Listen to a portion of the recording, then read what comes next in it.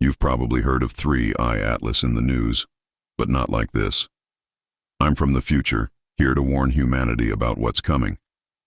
My name doesn't matter. I was an astronomer. I had studied comets my whole life.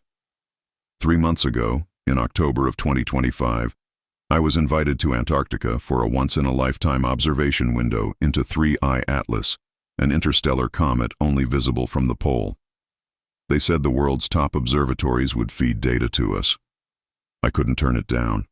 The base had no name, no coordinates, just a logo, a circle of flags, every nation on Earth, even the ones at war.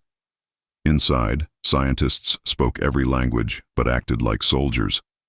I thought I was joining a research mission. The truth was, I had joined a secret religion.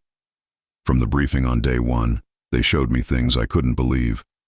It took one look at the live feed for me to realize the truth. 3I Atlas wasn't a comet. It was decelerating. Objects don't do that. Artificial origin has been confirmed, said Dr. Kovacs, our lead scientist. We believe it's returning. Returning. The word made everyone flinch. I couldn't believe what I was hearing. It turns out they'd been hiding this for decades. There's a treaty, signed by every government, to keep this sector of Antarctica sealed. The real reason isn't territorial, it's containment. Beneath the ice is the control site for Project Atlas, a joint program built to prepare for what they called recontact. The data was undeniable.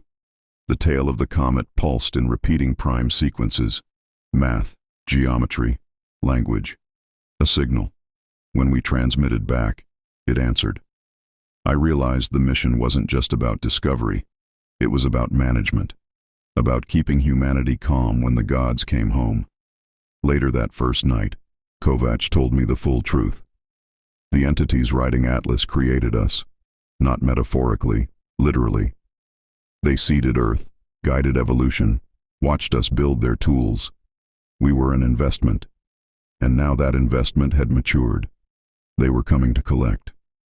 The staff weren't resisting. They'd made a deal. When Atlas arrived, the base would be spared, allowed to survive under the ice as caretakers of whatever came next. In exchange, they'd keep the surface blind, the satellites scrubbed, the media distracted. Every article you've read about just another comet came from them.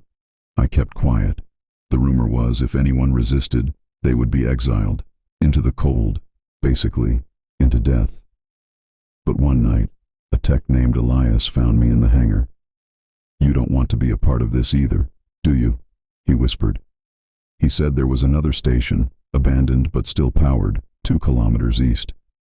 We can still warn them, he said, if we're fast.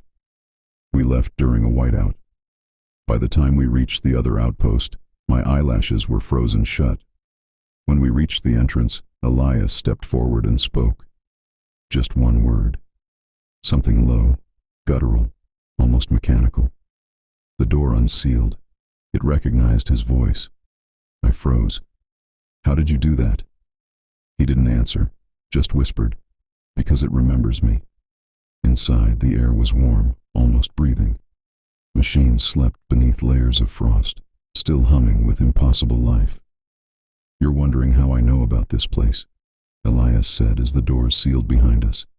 It's because I've been here before, 100 times, and so have you.